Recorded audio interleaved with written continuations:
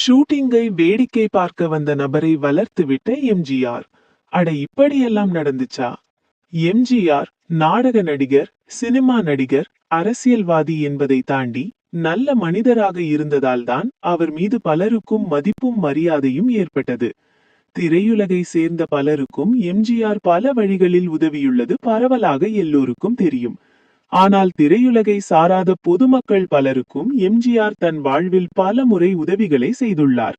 ஒருமுறை அவர் காரில் சென்று கொண்டிருந்த போது சாலையில் கூட்டம் நின்று கொண்டிருந்தது. ஓட்டுநரை அனுப்பி அங்கு என்ன நடக்கிறது என விசாரித்து வர சொல்லியிருக்கிறார்.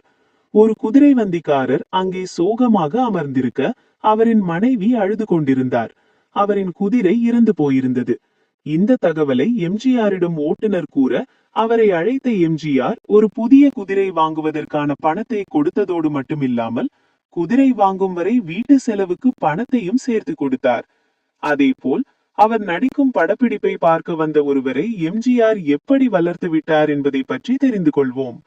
1948ஆம் ஆண்டு அபிமன்யு படத்தின் படப்பிடிப்பு கோவையில் நொய்யல் ஆற்றங்கரையில் நடந்தது. அப்போது எம்ஜிஆரை பார்ப்பதற்காக முத்து என்பவர் சென்றார். தன்னை அவர் வெகுநேரம் பார்த்து கொண்டே இருந்ததை கவனித்த எம்ஜிஆர் அவரை அழைத்து விசாரித்தார்.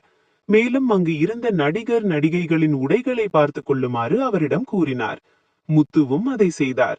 சில நாட்கள் கழித்து அவரை சென்னைக்கு வரவழைத்து ஒரு தையல் கலைஞர் மூலம் துணி தைக்கும் வேலையை சொல்லிக் கொடுக்க ஏற்பாடு செய்தார்.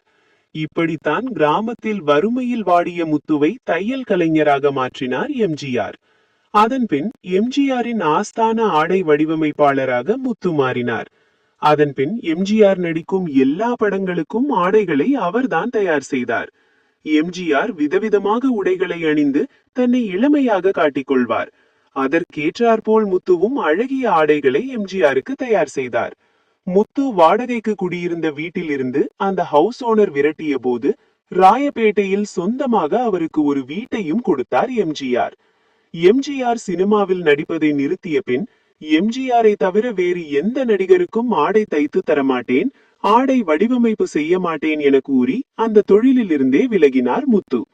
தற்போது 90 வயதாகியுள்ள முத்து எம்ஜிஆர் கொடுத்த வீட்டில் இன்னமும் வசித்து வருவது குறிப்பிடத்தக்கது.